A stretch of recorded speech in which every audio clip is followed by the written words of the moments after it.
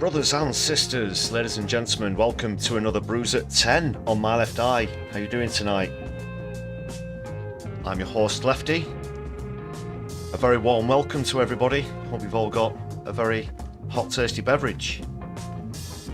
Solidari-Tea.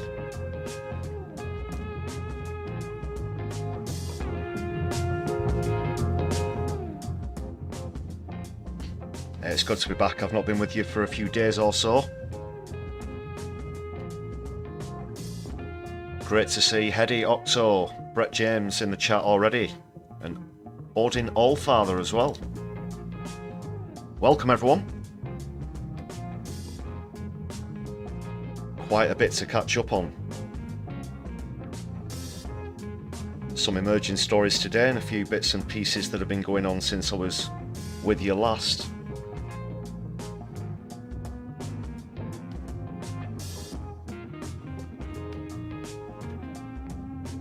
And those Palestine flags, watermelons, and so on going up early on as well. Great to see that.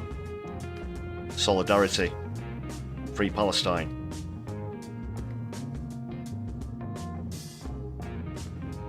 Of course, I'll be getting on to issues in Gaza through the live stream. Some other stories, clips, articles, etc. to catch up on as well. There's apparently been another attempt on Donald Trump's life, and the apparent perpetrator's been arrested. I'll be diving into that for a bit.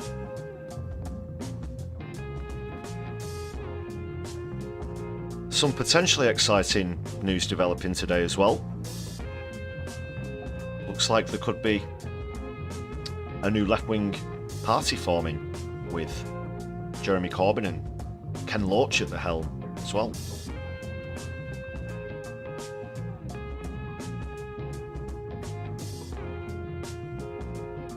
Starmer's latest cock up as well. Dressgate, I don't know if you want to call it that. More freebies for Keith and his wife in this case as well. It's Johnson's curtains all over again. And wallpaper, just with red rosettes this time.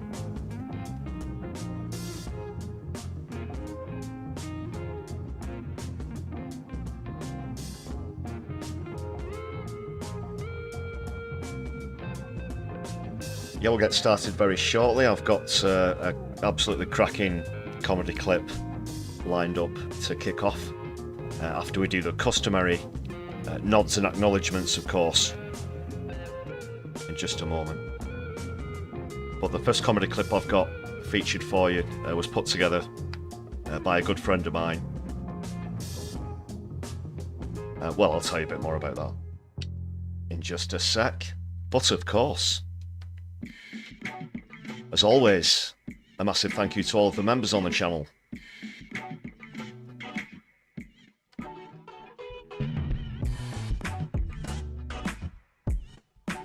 And if you want to join this list of wonderful people who support the channel here on my left eye, you can do so for just 99p for a month-long membership. Great value. Yeah, you get all sorts of perks. Please do hit the button.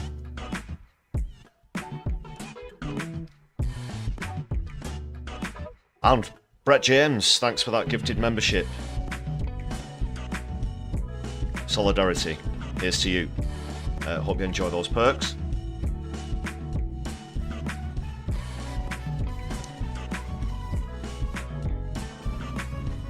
There was a bit of an issue last week with people not being able to gift memberships to specific people. Has that been resolved now? Let me know in the chat if you can.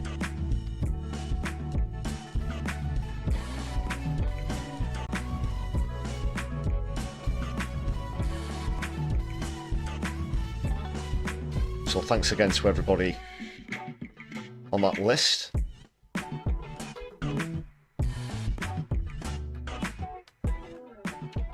And gifted memberships are the best way to support the channel, really. Helps the community grow, as well as helping to support the channel. If you're watching back on a replay, please do consider using super thanks as well. Super chats are open as well for live listeners. And if you're listening live, there'll be no ads through the stream, just at the start, but if you're watching back on a replay, there might be 1 or 2 ads. Nothing overbearing though.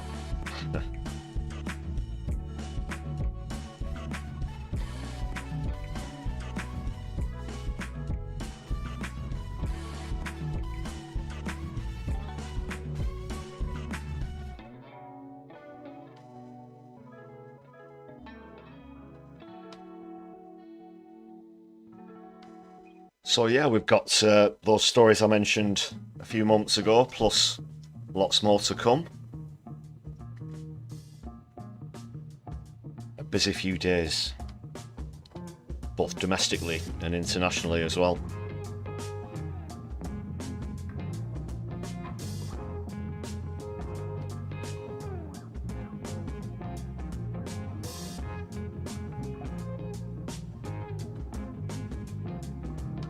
Yeah, there's something I noticed on one of the clips on the news earlier that I'm going to talk about quite briefly as well.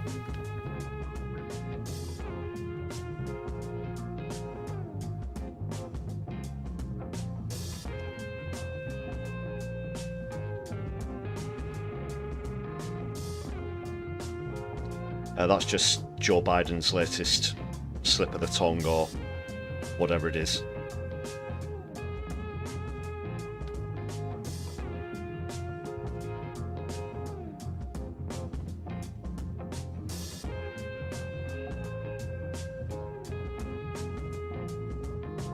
Okay, everybody, will get cracking in just a second. Just a final reminder, please do hit the thumbs up button, which helps the stream reach more people, and share across your social media as well.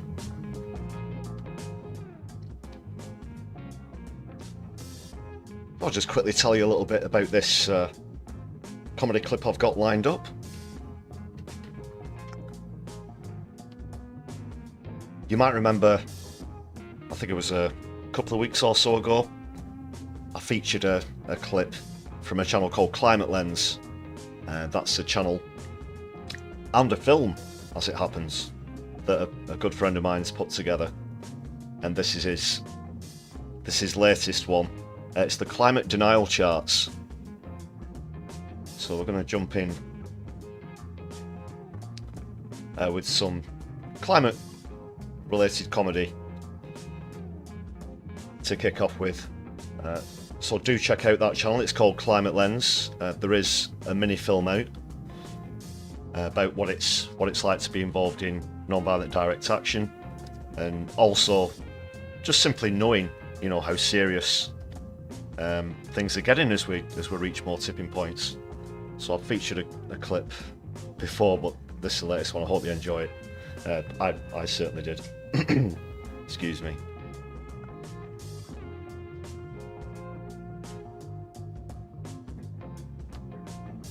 So yeah, do check out Climate Lens. Here we go. This is climate denial charts, counting down.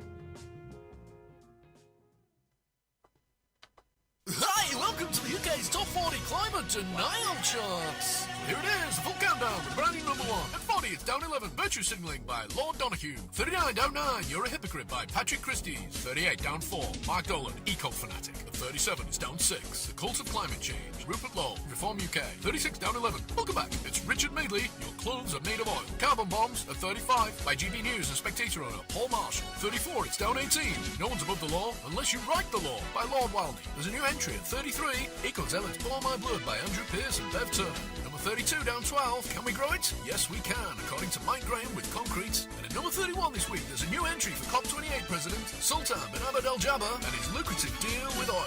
Hi, the top 30 is next. Up to a 30, there's a new entry for Judge Silas Reed with We Don't Talk Anymore about climate change because I banned it in my courtroom. 29, it's Down 4, Lawrence Fox's Sun Monster. 28 is Down 10, Richard Desmond from the Daily Express, in his stance on saving the planet, we just can't afford it, with Cheerio Net Zero. There's a new release at 27 for David Cameron with Cut the Green Crap. New entry at 26 for our North Sea cheerleading, oil-obsessed, haunted Victorian pencil, It's Jacob Rees-Mogg with Every Last Drop. 25 climbing 1, doomsday predictions are bullshit. Ben Leo from the Science Denial channel GB News. 24, it's down 2 places. The climate's always been changing, you plonker. Now get out my studio. James Whale and Ash. 23 down 10, Scott Morrison, former Australian president with coal. It's 22 down 3 for Shell CEO, Whale Sawan, banking on climate collapse. And at number 21, it's down 4 places for Casey Hopkins with Go Cuddle a Wind Turbine, you green nutters. The top 20 next. At 20, it's down 6, I want a Viscount. Viscount Rothermere, that is, with the Daily Mail headline track, Climate Hysteria. New entry at 19, Greta Makes Me Mad by Dan Watton. At 18, it climbs 3 with Nigel Farage's pal Graham Stringer and his recent track recorded at Tufton Street Studios, Climate Models Are Wrong. 17 down 5, Nana Core with the silly question, is it climate change or is it just weather? And at 16, it's down 6 with ex-police officer Peter Blexley with You Can Arrest Your Way Out of This. There's an old mover at 15, Let Us Love Fossil Fuels by Liz Truss. 14 is down 7,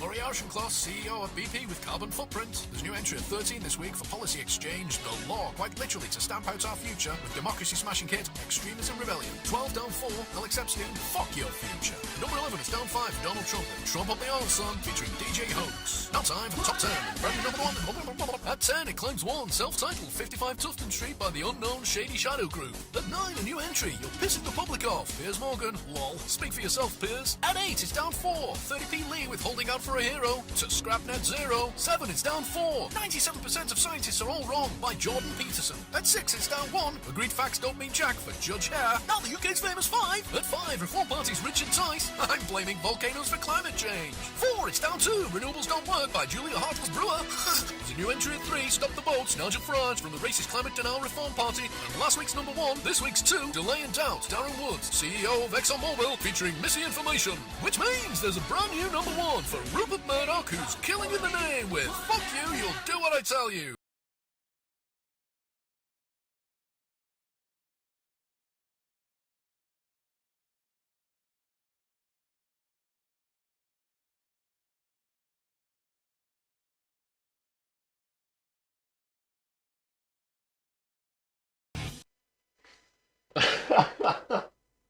Oh, great stuff. That's Climate Lens there. Please do check out Climate Lens, the film and YouTube channel.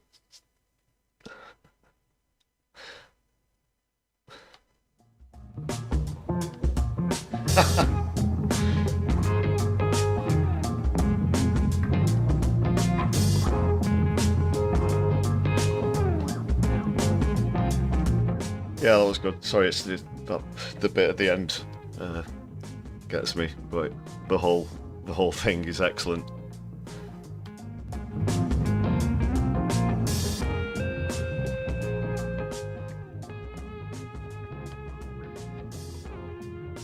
So,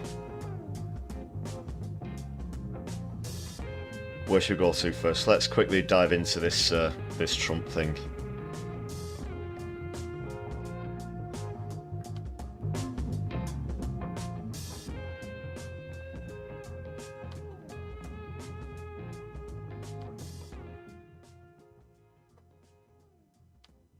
I'll just bring up the screen. Just quickly go through the latest. So this is the guy who was chased away from the golf course. It looked as though he was planning to assassinate Donald Trump. There weren't any shots fired. There's some footage here that's come in recently of his actual arrest. I'll have a quick look at that. Is that lined up? Okay, just...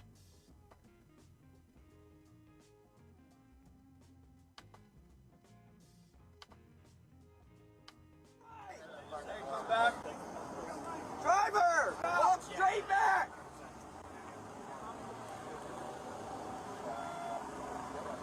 Keep walking! Keep that long.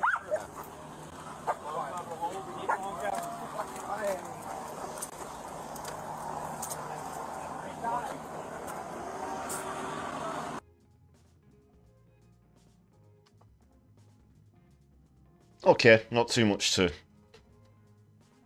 go up from the footage, but it's emerged that he has these connections with the Azov battalion, apparently in Ukraine, and was trying to recruit fighters to fight Russia is one of the sort of twists in this story. Although apparently he's apolitical. He's declared that he's obviously he's not a fan of Trump. We can take it from this, but he doesn't have any political affiliation. Is something he's apparently stated as well. There, that just says he acted alone. He was the only person arrested. Yeah, and Trump's just out there on his own golf course, and someone from the Secret Service spotted him. Apparently, they saw the barrel of a rifle. I believe he had an AK-47 on him. I'm not sure if that's the gun in question, or perhaps he had a selection. And the FBI have just made a statement recently, so it doesn't look good though for his security. Obviously, the plot was foiled, but it was only 2 months ago that there was the apparent assassination attempt at the rally as well.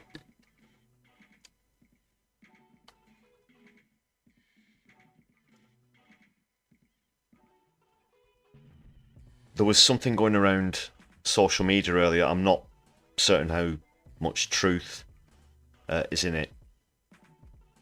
That both the assassins, the one from the rally earlier who was shot and killed on the scene, and now this guy, both appeared in a TV advert for BlackRock or something like that, which was a bit of a coincidence. Although that hasn't been confirmed. Not sure if someone's just, they might have just spliced something together. Be wary of that one if you see it going around, by the way. That's why I was bringing that up. Wonder Gupta, great to see you back. How you doing? Alright. Great to see you again.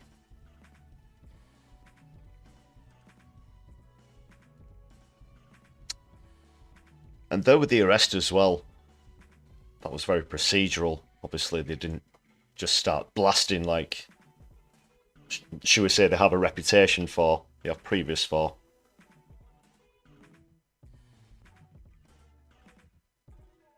So he didn't get any shots away. But he's previously been arrested for arms offences as well. That's a picture from 2010. When he was arrested, this guy, Ryan Ruth.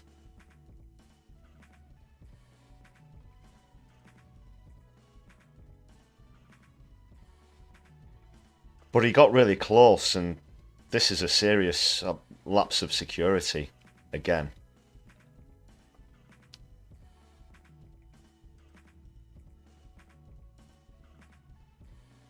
So that's just a bit I mentioned as well about him spending time in Ukraine, allegedly recruiting soldiers from Afghanistan to fight against Russia.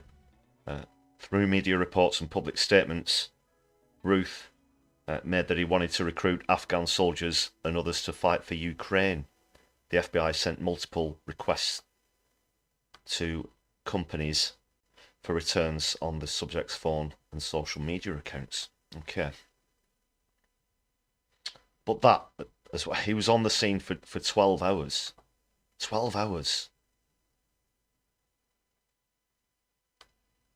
And this is Trump's private golf course.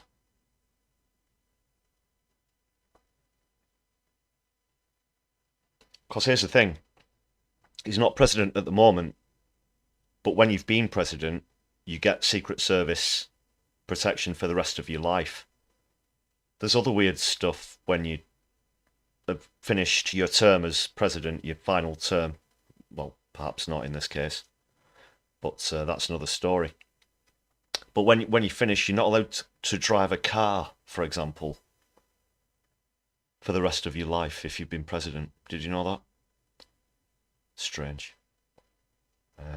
Anyway, so yeah, having been president before, he does have this Secret Service protection.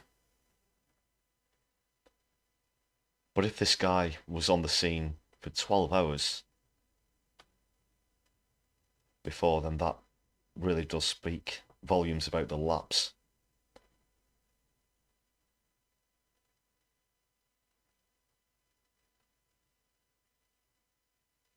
Biden administration is seeking to boost funding for the US Secret Service before it has insufficient resources to sustain and enhance protective operations. Okay. I'll finish on this topic just with the BBC Verify video. Ross Atkins. The Trump International Golf Club spreads across 330 acres, and Donald Trump plays there regularly. Located in West Palm Beach in Florida, the course is a 10-minute drive from his home at Mar-a-Lago. The club's perimeter is more than 3 miles long. This is one part of it, right by a public road. There's a chain-link fence. Beyond that, you can easily see the course. And this was the route Donald Trump was taking during his round. He'd reached hole 5. According to police, as the former president played, Secret Service agents walked one hole ahead, as is standard. And we're told those agents spotted a rifle sticking out of the fence. BBC verifiers concluded it was somewhere in this area, which was later cordoned off. Police say Donald Trump was between 300 and 500 yards away, within range of the rifle. They also released this image, showing a rifle fitted with a scope, 2 backpacks, and a GoPro camera attached to the fence. These events in Florida happened while Mr. Trump's safety during this election campaign was already under greater scrutiny because of a major security failure in July. Take a look at what happened. At a rally in Pennsylvania, a gunman shot at Trump, hitting his ear and killing a bystander. The head of the Secret Service resigned days later. On Sunday evening, the Secret Service said they had increased the amount of assets protecting Donald Trump. But Mr. Trump isn't president, and that's a factor. The local sheriff says if he was, we would have had this entire golf course surrounded. But because he's not, the security is limited to the areas that the Secret Service deems possible.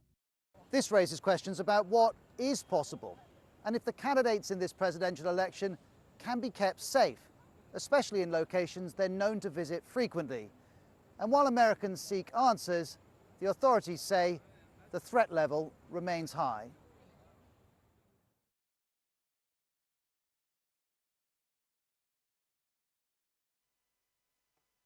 And Elon Musk been in a bit of hot water again for posting, obviously on Twitter, always Twitter, never X, questioning why.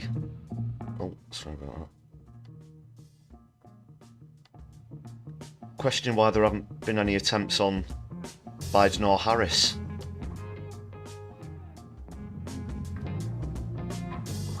Unbelievable.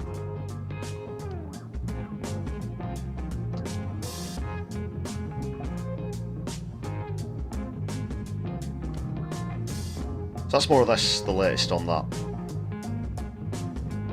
Won't bother skimming through anymore.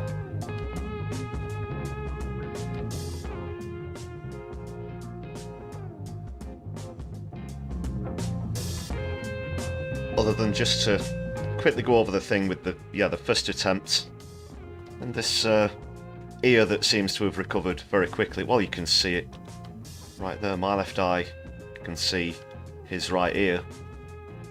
Haha. We can see it with quite a large amount of clarity.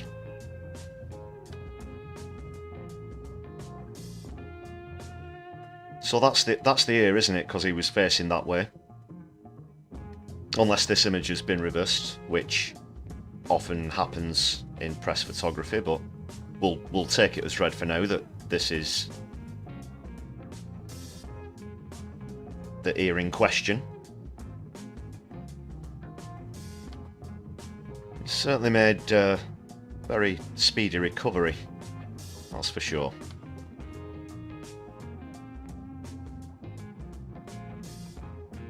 But that's a deep wormhole to get into, really. Obviously, there were live bullets, people were injured, a person was killed.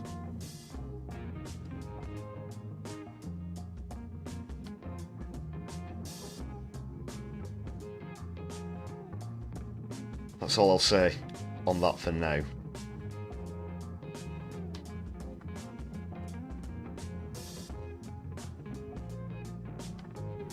And I mentioned earlier that I spotted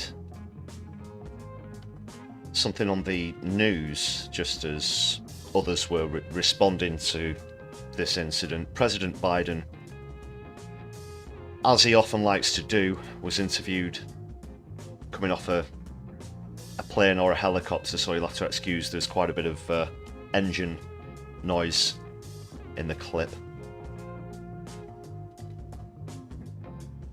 But I noticed he seems to have forgotten that he is actually the president. So just have a quick look at this one.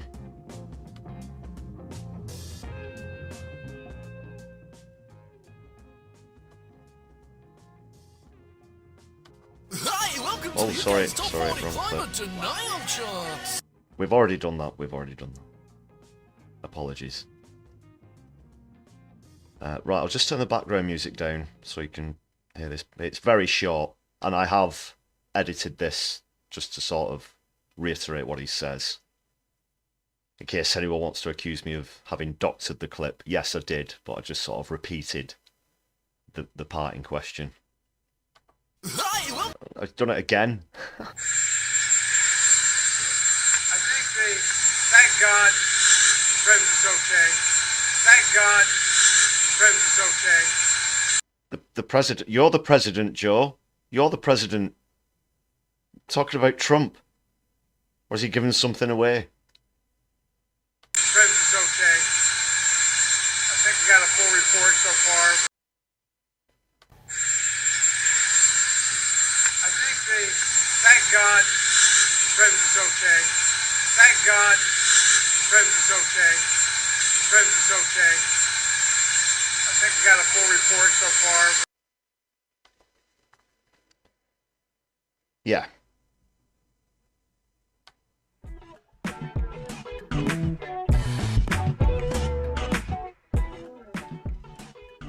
Kit Gilmore, Bird's Nest Rat Fest, welcome to the chat as well. Politics Clive's in the house as well.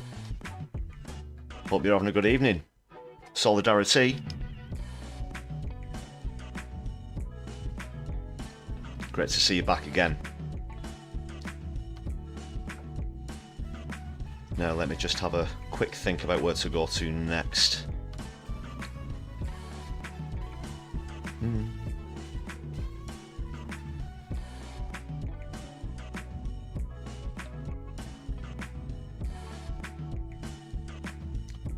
Right, let's go to Dressgate.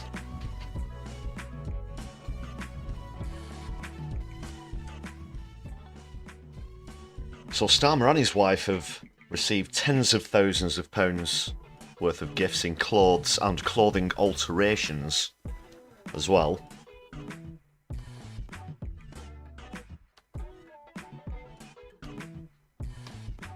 The latest on that that just came in a short while ago is that there isn't going to be an inquiry into this. There is not going to be an inquiry.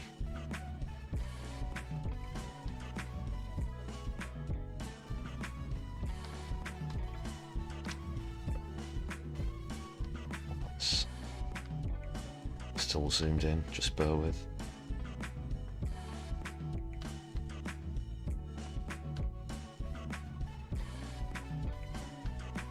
Yeah, I mean, shocking. And Keith's already had more freebies than any Labour leader since 1997, you know, combined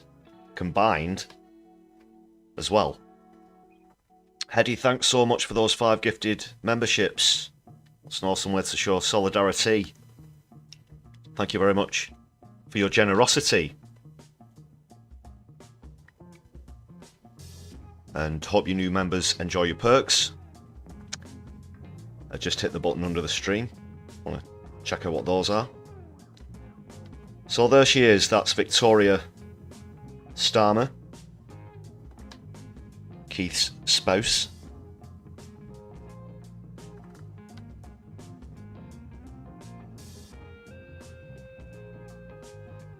And confirmation that a Parliament standards watchdog will not investigate whether Keir Starmer broke rules by not declaring clothes gifted to his wife by Labour donor Lord Wahid Ali, Downing Street has said.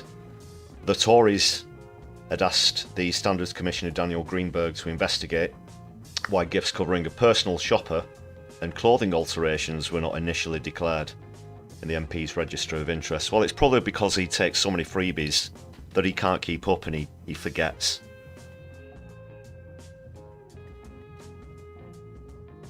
He also said regarding his freebies at football matches, he goes to watch Arsenal. He gets hospitality there. He gets a box, of course. He said that it'd be too dangerous for him to appear in the stands. And then when it was suggested that he would have to pay for hospitality himself, possibly, you know, the guy's on a six-figure income that's declared, plus all the rest that's going on, he wasn't too impressed and thought that implied that he'd have to miss every Arsenal game just because he wasn't getting it for free.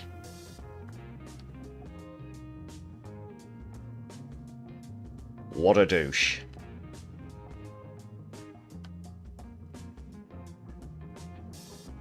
And this is no different,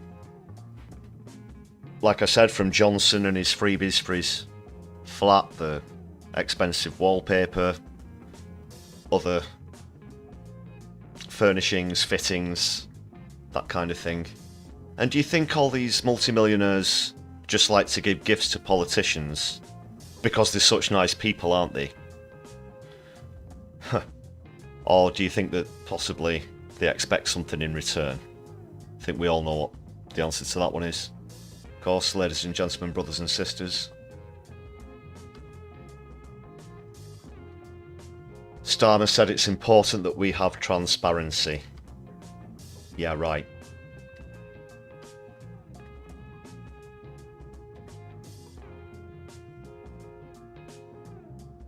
And this wasn't just like someone got them a pair of socks or something like that. We're talking about tens of thousands of pounds worth of garb, suits for Starmer, dresses and so on for his wife. Meanwhile, people are having the winter fuel payments taken away. The 2-child benefit cap remains.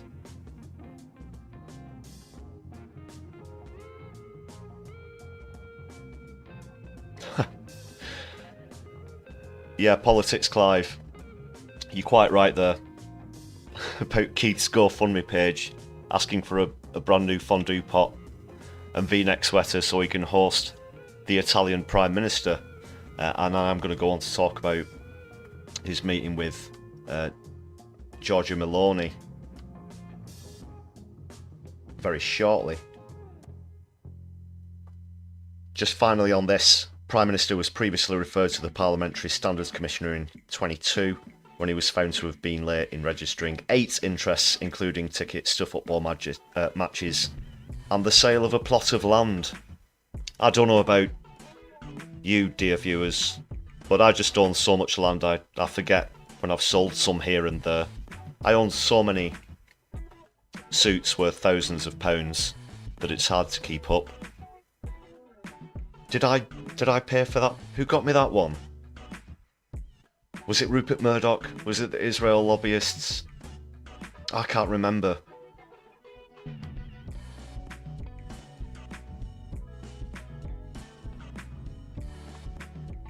And the Tories have been at them, of course. It's very cheap shots at this point. But they've said Labour promised change, but in 10 short weeks all they've delivered is a change of clothes for themselves. Labour have made the political choice to put themselves and their union paymasters before the most vulnerable. But that's essentially also the Tories saying they promised change, but they're just as bad as us, arguably worse.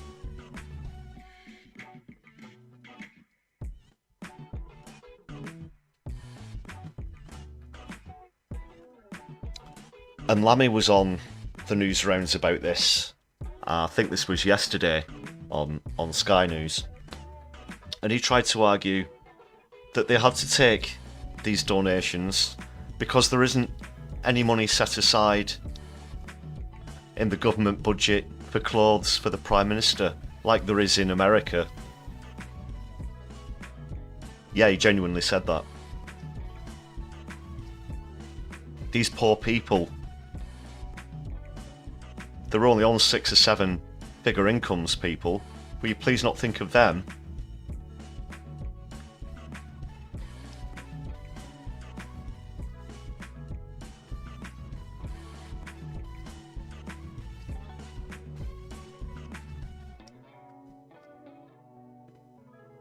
Yeah, coming up on Wednesday we've got PMQs, of course.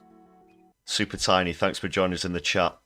Keith is probably going to look like a dapper drip, but also I think the word suit is probably going to come up a few times. Something to keep an eye out for.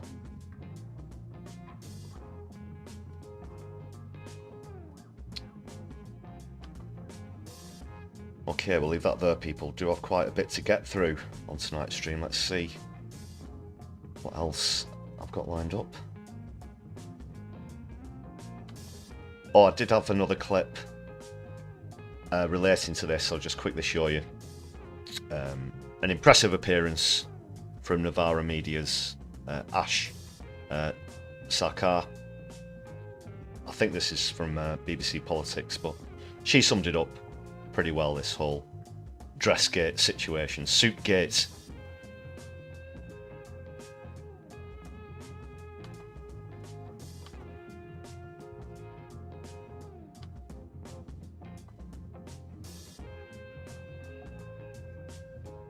Yeah, this is Ash then from Novara Media. I had the pleasure of bumping into her once at a Labour rally under Corbyn, once when the rally was up here in the northwest.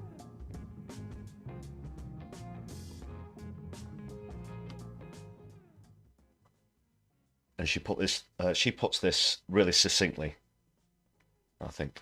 There's no such thing as a free lunch. And if what you expect me to believe is that Lord Ali was just from the goodness of his own heart, helping her out with some wardrobe issues, and that's all there was to it. I mean, really, like, do you have a bridge you'd like to sell me as well? I just think it's ridiculous.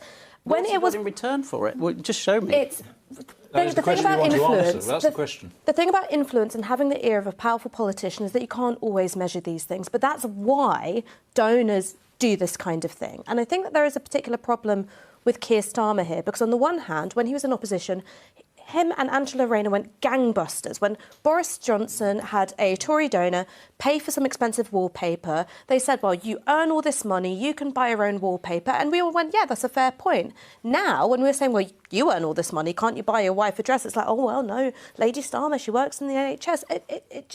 It's beyond belief. And like I said, problem with Keir Starmer, he has accepted more freebies as leader of the opposition than every other Labour leader combined since 1997, right? So if he's doing worse than Tony Blair, Gordon Brown, Ed Miliband and Jeremy Corbyn on that measure, they could go without all those freebies. Why can't he? There's no such thing as... Absolutely, absolutely. Well put. Well put, Ash. And now even a lot of the mainstream commentators who are still neo-liberal, you know, shite hawks, are beginning to wake up and notice. Even the likes of James O'Brien is kind of like, hang on, this guy's a Tory in disguise.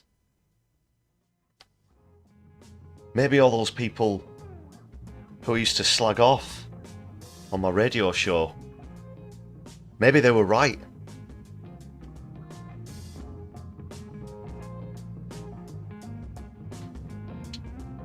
We saw it coming.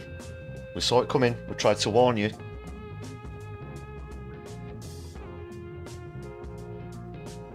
And also semi-related to that topic, now Labour have gone so far as to admit the scams that we've known about for years and are in fact almost gloating about them. Now that they're in power, they think it doesn't matter that they admit how they undermined Corbyn and all of the slurs that came with that.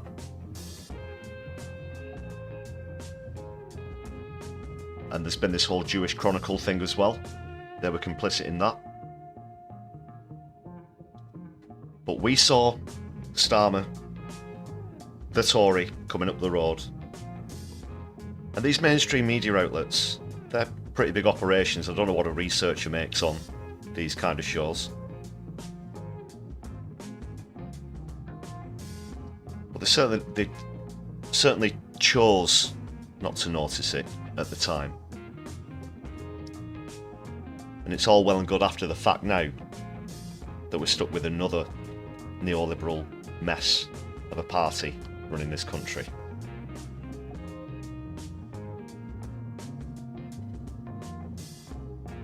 Super Tiny, thanks for joining us. I'll catch you next time. Take care.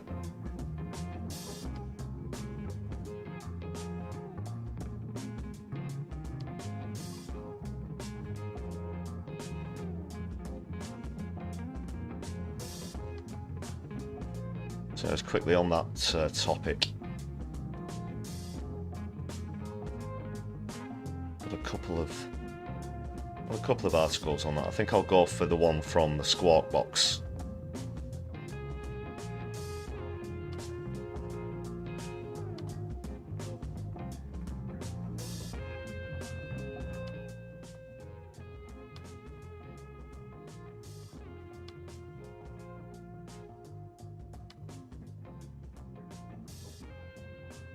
So there you have it.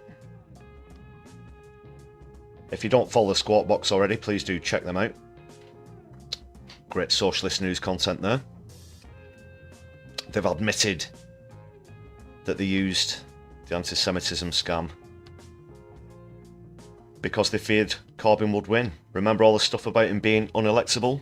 Well, they knew how electable he actually was. And they had to act. The original source on this is an extract from a new book by a centrist journalist published in The Guardian. It shows the Labour right finally admitting what we knew all along. The party right was deliberately and knowingly sabotaging the party's electoral prospects when Jeremy Corbyn was its leader. Not because it thought Labour was unelectable, but because it knew he could win and feared this would prevent it renewing, quote, the party in Tony Blair's old image. Old New Labour, yeah. So that's Morgan McSweeney on the left of Starmer. Pick a few bits out from this article. But this is quite important. They've also admitted that his efforts were funded by Israel supporting multimillionaires and organised by a man who despised Corbyn's politics, which were free healthcare and education, social justice, an end to poverty and taking back the nation's hard-won and built treasures like the NHS, utilities, rail and mail from the privates, stripping them bare for profit, and recognition, freedom and justice for the oppressed Palestinians.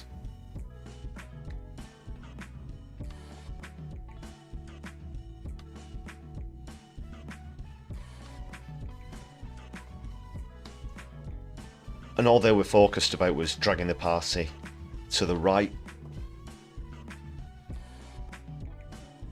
Back to Blair's neoliberal times. So the way that they did this, they identified so-called problem posts in hundreds of Facebook groups with links to either the party or left-wing politics. Then they farmed out the posts they uncovered to journalists who were themselves reporting on rising evidence of anti-Semitism on the left, together with a row over whether the party would adopt all the examples linked to the International Holocaust Remembrance Alliance definition of anti-Semitism. The scandal was becoming increasingly destabilising for Corbyn.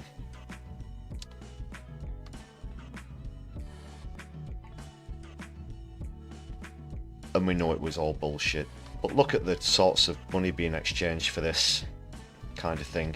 75 grand to cover the cost of some early research and the first member of staff. McSweeney got 150 grand over 3 years, with perhaps $500,000 by the time the Labour leadership campaign of 2020 got underway after Corbyn's resignation post for the 2019 election. Bought and sold by Israeli lobbyists. What an absolute piece of crap.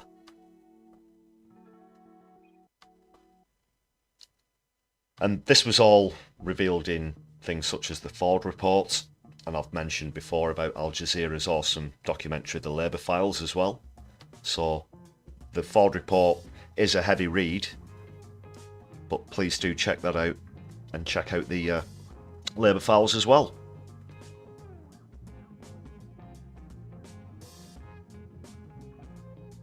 Yeah, you're right, Octo. They were very jealous of his popularity.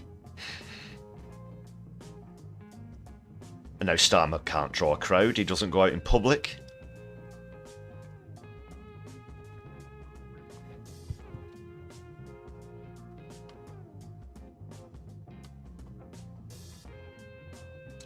So the Labour right did their part. The mainstream media did the rest.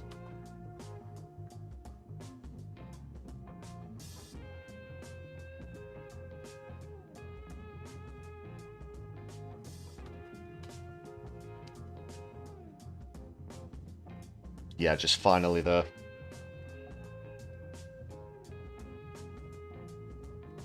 It's more or less an admission. And The Guardian, of course, were awful in the run-up to the 2019 election, of course. Spreading so much crap.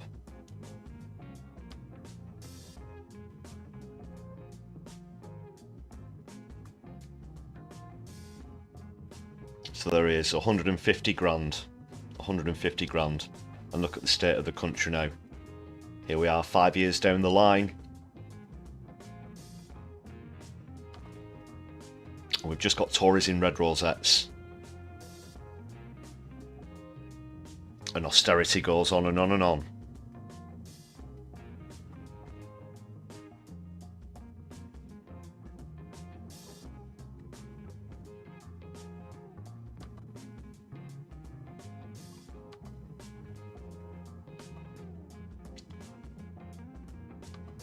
Alright, sorry to have to keep moving on so quickly through everything. There's quite a bit to get at this evening.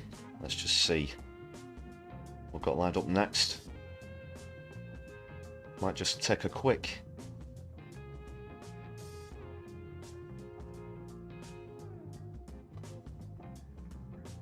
I'll take a quick break while I put on a comedy video, and then we'll get on to Keith's visit to Italy to meet and shake hands with a fascist. I know he wants to take tips from the fascist on issues such as immigration. Our Prime Minister.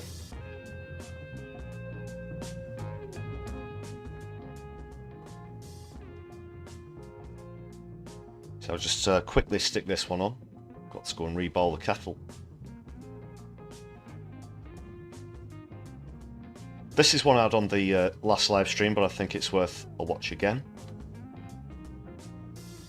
It's the latest from Exploding Heads.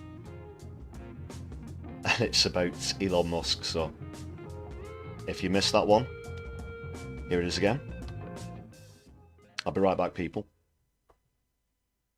Colin from Portsmouth is on the line. Hello, Colin. I am disgusted, absolutely disgusted, with how they're treating Elon Musk. How are they treating Elon Musk, Colin? Like he's a total moron, an actual imbecile. Just because of what?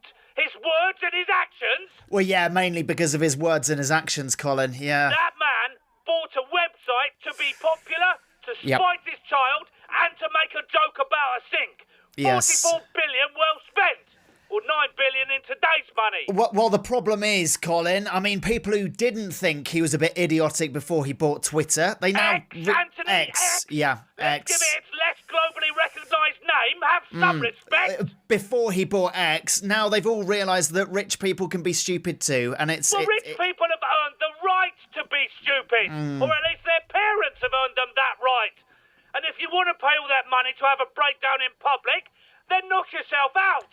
Yeah. It's no different from a normal person in their 50s buying a leather jacket and some podcasting equipment. And if you use that podcasting equipment to try and start a civil war in Britain and get banned by Brazil, then you're living your best life. Yeah, Keep fair at it, enough. Elon. Those bots with blue ticks are all behind you. Anyway, mate, thanks for having me on. Love to the family. Love to the family, Colin. Love to the family. Would you go on his spaceship? Yes, why not? Would you stop flying NASA ships if they kept publicly soiling themselves? Yes, I would.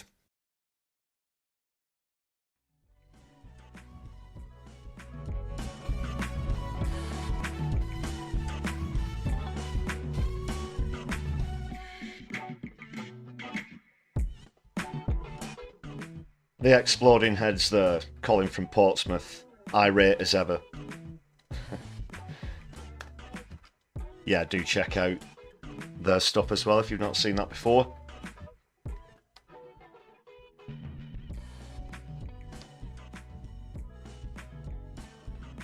Moving on now. Keith's visit to meet an open fascist. What a time to be alive. It's just a segment from the news conference. Let's see what's happening.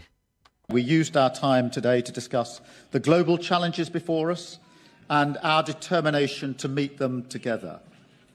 Georgia, I want to thank you for your strong leadership, particularly on Ukraine, because as Russia continues to escalate its illegal war, we will stand together, shoulder to shoulder, to support Ukraine for as long as it takes. Yeah, you're going to give them millions, billions, I should say, per year in perpetuity as long as this goes on, while people in the UK are starving and freezing, missing winter fuel payments, children going hungry as you maintain the two-child benefit cap. But you're happy to throw billions and billions of UK taxpayer money into war. The extension of war. As long as it takes, he says, as long as it takes. Sure, we've got money to burn, baby. Just keep fighting. I'll keep paying. We will work together, as we discussed, to deliver the €50 billion in loans for Ukraine under your G7 presidency. And I look forward to supporting the Ukraine Recovery Conference in Italy next year. We also agreed to deepen our security cooperation, already very important for both of us. Our forces will continue to exercise together through NATO. The Italian Navy will join UK carrier operations next year. And with vital projects like GCAP, we're determined to work together to boost our defence industrial capacity. On the Middle East, we are united in our support for an immediate ceasefire in Gaza. Pull the other one, Keith. Absolutely not. Absolutely not. Stop sending them weapons then. Stop sending money to Israel. The pittance, the 8-9% that Lammy declared he was cutting the other week was an absolute insult. And it goes nowhere to helping a full and permanent ceasefire. Beggars belief. What a liar. What an absolute gasbag. We want to see the release of all hostages, desperately needed humanitarian aid flowing into Gaza, and a calming of tensions on the West Bank in particular. And of course, as we discussed, none of this is easy, but it is urgent and it is vital. So we will keep working together to resolve this crisis and end the suffering on all sides. We also discussed the challenge of irregular migration. This is a problem across Europe, for both of our countries in particular, but across Europe. As Director of Public Prosecutions in Britain some years ago, I saw the important work that can be done across borders on issues like counter-terrorism. And I've never accepted, as we discussed, that we can't do the same with smuggling gangs. If you're not familiar with Maloney's politics, I don't throw the F word around lightly. She is a fascist. She's a far-right racist. And her previous policies on immigration have been deemed to be against humanitarian rights law. And this is the kind of thing you want to get on board with, is it, Keith? Is it going to be just like the Tories, breaking the law in a limited and specific way? For example, more of that. He's only been in the door 2 months, and straight away he attacks the poor and he attacks migrants.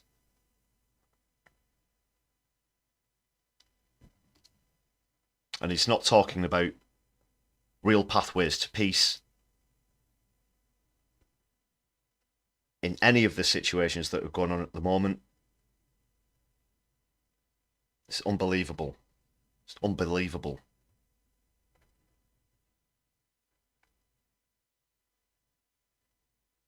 Yeah, you're right, Kit. It's going to be 5 very long years under Keith, that's for sure. We're only 2 months in. And now, of course, Italy has shown that we can. You've made remarkable progress working with countries along migration routes as equals to address the drivers of migration at source and to tackle the gangs. And as a result, irregular arrivals to Italy by sea are down 60%. And you're correct there, Odin Allfather, in the chat as well. He's trying so hard to pretend to be the voice of reason. Perhaps he thinks if he can say things in a way that he thinks sound very sensible and pragmatic, whereas he's probably just trying to bore us to the extent that we won't realise that what's coming out of his mouth is, of course, complete and utter crap. And he tries and he tries and he tries so hard to be the voice of reason, or pretend to be the voice of reason, and be liked. That just adds another layer to the cringe. He makes a good suit look cheap. Yeah. His father's biggest tool he ever produced. He must be so proud. Yeah, good shout, Brett. Good shout. Since 2022. So I'm pleased that we're deepening our cooperation here, led on the UK side by our new Border Security Commander, who has been with me today here in Italy at the Coordination Centre this morning, to share intelligence, share tactics, shut down smuggler routes and smash the gangs. Smash the gangs, stop the boats, it's the same. It's the same. Vote Labour, get Tory. That's what's happened. Don't say we didn't tell you so.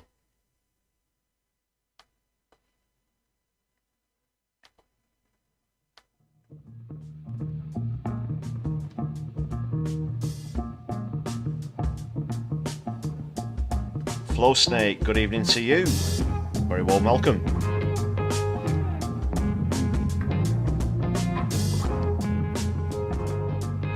Just one moment, people. I'm going to get something lined up. A very interesting survey pertinent to this latest meeting between Starmer and Maloney.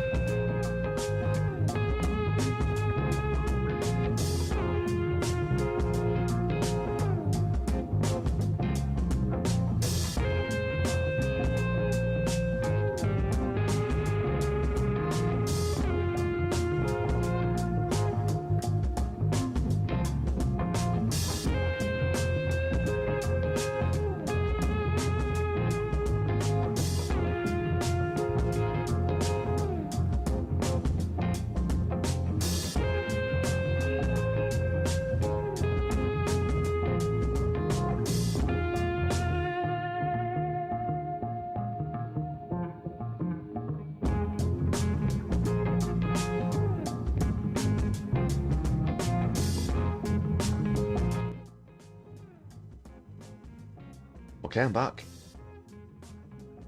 Check out this survey.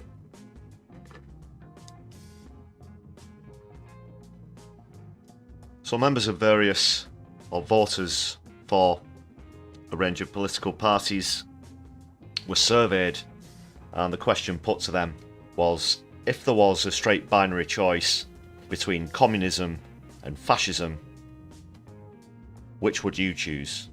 And these are the results. If you take a look there, all bar one party said that they would choose communism over fascism. So 80% of Brits would choose that if they were the only two available options. So overall it was 80-20. It's breaking it down. Labour was 93-7. The Tories much closer, 59-41, but still more in favour. Surprise, surprise, the only party that's, you know, reform. It had to be reform, of course. 55-45. Although if you ask those reform voters, they probably won't be able to describe either one of them. Let's be honest. Lib Dem 90%-10%. The Green Party being the largest with 96-4%.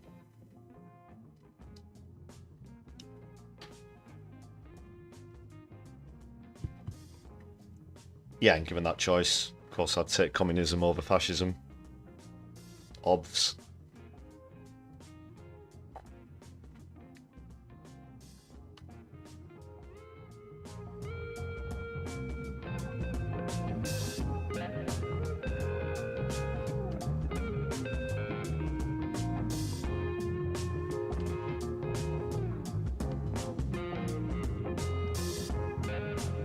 Alright, let's take a look at something a bit more positive after that.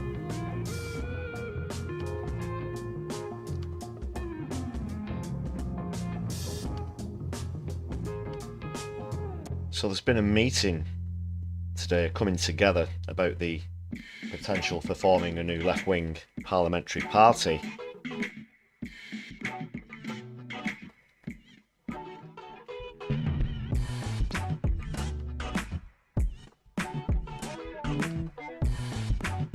And there are some pretty serious left-wing heavy hitters involved in this potential formation. As I just go back across to the screen. Just get that lined up.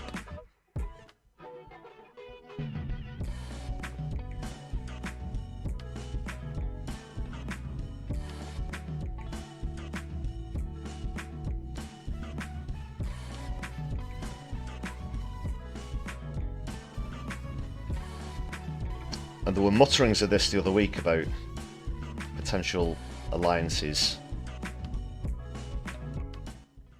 on the left. Of course, there have been people in the Labour Party who've had the whip removed as well. You've got the Green Party with 4 MPs. You've got the Independents as well. But just look who's involved. Excuse me. Len McCluskey, Jamie Driscoll, Lufter Rahman and Ken Loach also in attendance.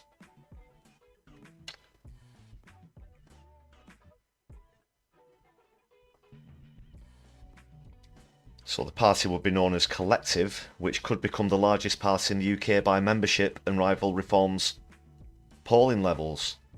Former Labour leader attended the gathering alongside Unite General Secretary Len McCluskey and a number of former independent candidates as founders of the new party set about drawing up democratic structures for the new party to launch.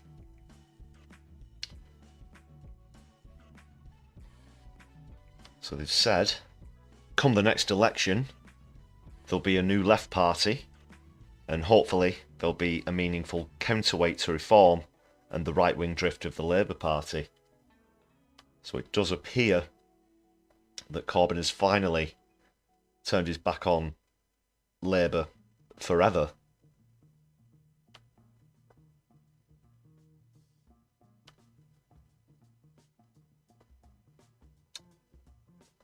Others who attended the meeting include the former North of Tyne Mayor Jamie Driscoll, Lefty, as I said, he's the mayor of Tower Hamlets, and film director Ken Loach, Andrew Feinstein as well. So he's the anti-apartheid activist who stood against Keith in Holborn and St Pancras, not St Pancras, that constituency. And Corbyn's former chief of staff, Carrie Murphy.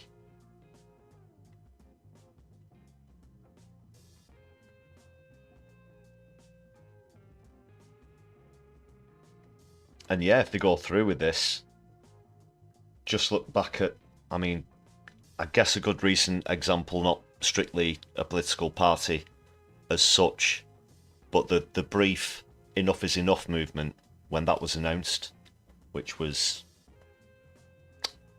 obviously, Mick Lynch had a lot to do with that, another well-known unionist. They managed to garner about 500,000 registrations within just a couple of weeks.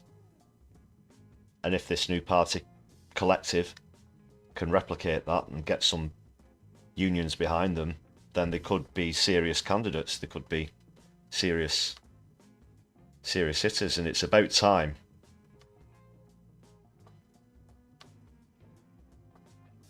Of course, at the last general election, I was encouraging people to vote for the Greens and socialist independent candidates, grassroots parties as well.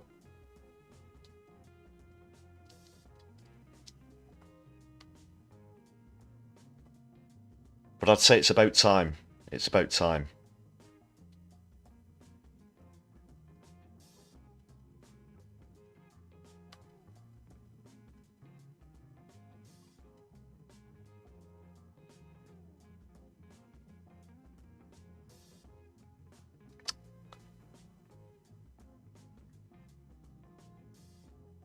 Just a bit more info on that now.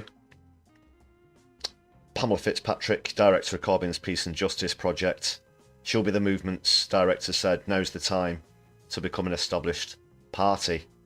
There's been speculation on and off over the last few years whether the Peace and Justice project would become a political party itself. It looks as though Corbyn's going to keep this separate from that. He'll probably still continue with the Peace and Justice project, of course. So that's good news. That's good news. I want to see how this develops. And with those kind of names, it could be serious contenders to give people an actual choice at the ballot.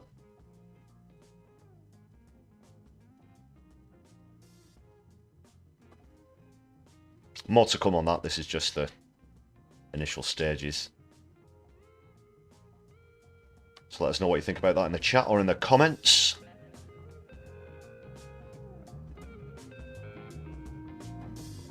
I do try and respond to as many comments as possible on the channel if you're watching back on a replay.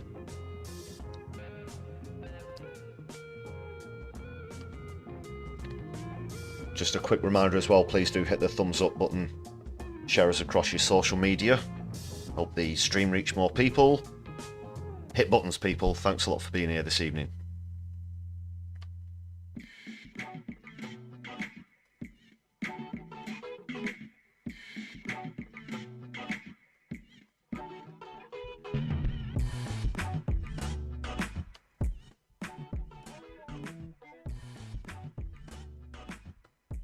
Okay, I'll attempt some sort of segue. Obviously, Corbyn is a massive supporter of Palestine and for a ceasefire in Gaza and the West Bank. So on that note, we'll move over to the latest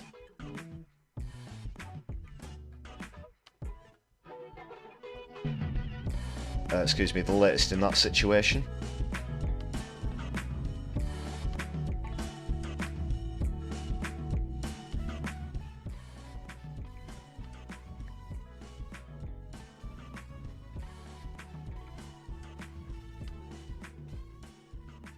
Yeah, and as always, please do throw up those Palestine flags, watermelons, show solidarity in the chat. Or in the comments as well if you're watching back on a replay. This is a statement from the United Nations earlier. And we know full well by now that nobody's safe in Gaza and in the West Bank. Whether you're a civilian, whether you're a journalist, whether you're a UN aid worker, everyone has a target on the back. The IDF know no bounds, and unfortunately there have been more fatalities. More UN aid workers have been killed, as well as a member of UNRWA. So here's a statement from the United Nations. Carrying 12 staff members on their way to support the polio vaccination campaign in northern Gaza. Its movements were fully coordinated with Israeli forces and all details provided ahead of time. When the team was stopped at the Al-Rashid checkpoint, they were informed that Israeli forces wanted to hold 2 UN staff members in the convoy for questioning. The situation escalated very quickly, with soldiers pointing their weapons directly towards our personnel in the convoy. The UN vehicles were encircled by Israeli forces and shots were fired.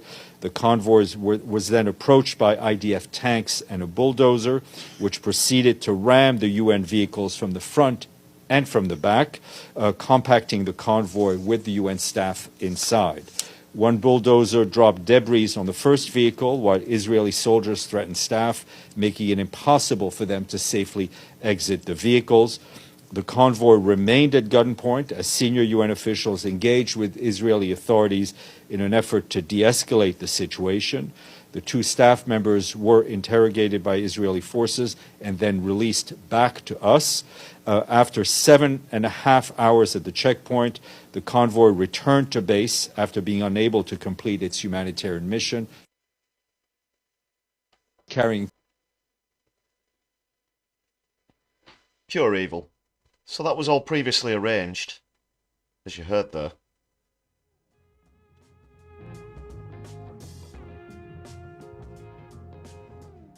And we see this time and time again. Of course, convoys as well aren't safe. The safe zones aren't safe. The tragedies go on and on, as the latest on the death toll passes the 41,000 mark. 41,300 is the last official death count that I heard earlier today.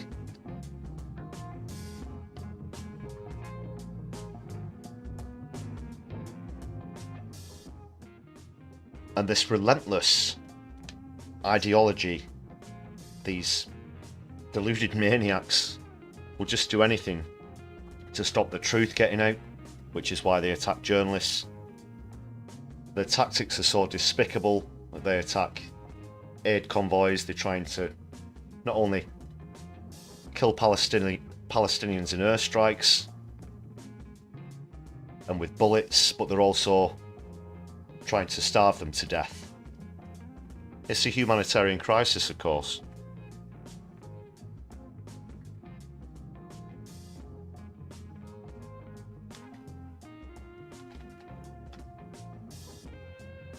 And the protests continue worldwide as we continue to pour political pressure onto world leaders to organise a proper ceasefire.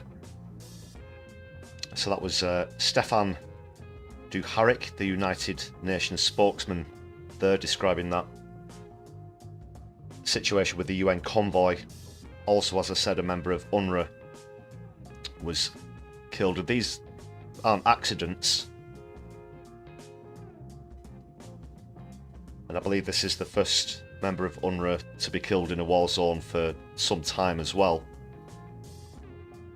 Israel also admitted that there was a, quote, strong likelihood that some of the Israeli hostages that were killed recently were actually killed at the hands of the IDF.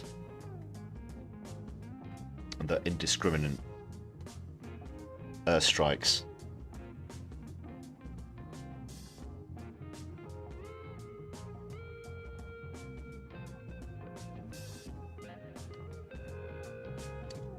And Netanyahu's not been arrested yet. But if he should step foot in any country that's signed up to the ICC, could hopefully see him brought to an international court as swiftly as possible. But he knows his days are numbered now. There's so much domestic and international pressure. I believe as many as 75% of Israeli citizens are calling for him to stand down. Most of that's purely about how he's mishandled the hostage situation, as well as the fact that he was elected more or less on a security ticket, and he failed at that. And his time's got to be up.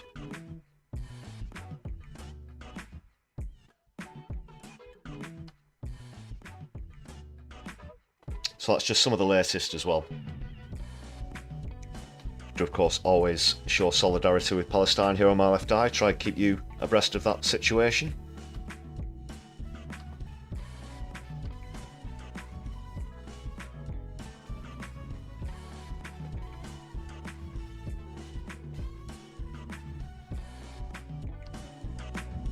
And yeah, sorry I've had to fly through everything pretty quickly this evening, but there's been quite a lot to catch up on. I'm going to stay on for a bit longer, of course. Please do hang around. I do have a redirect, a raid lined up as well.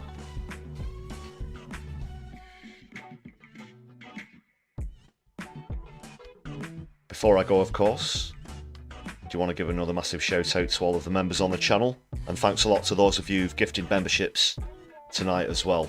Thanks for that solidarity.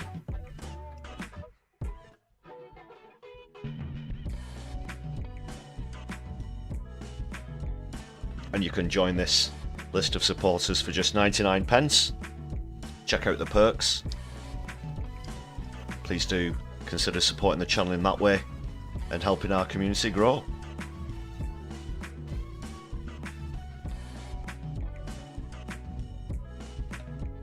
Yes, I'm teasing you with raids. Oh, just for anyone who's not familiar, we do like to throw a few tea-based puns around on the Brews at 10.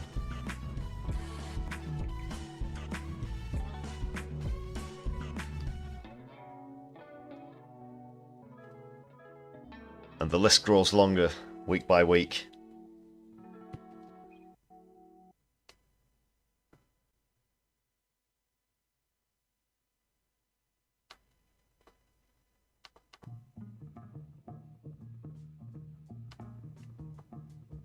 Okay people, thanks for sticking it out with me. I think I'm going to put on the climate denial charts video again before I go.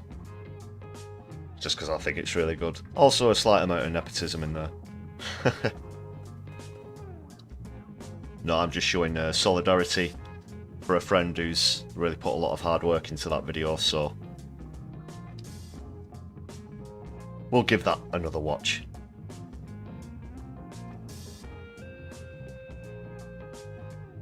And yeah, stick around. I did have the stream lined up to go into Helena's No Justice channel. Shout out to Helena at No Justice, of course, and Kevin Logan. So if they're still live, that'll take you straight across to their channel. So it's been fantastic to be back. It's great to have seen everyone in the chat this evening. Thanks for being with me. I'll catch up with you through the week. Of course, I'll be back for PMQ's live stream on Wednesday as well. So enjoy the rest of your night, whatever you choose to do.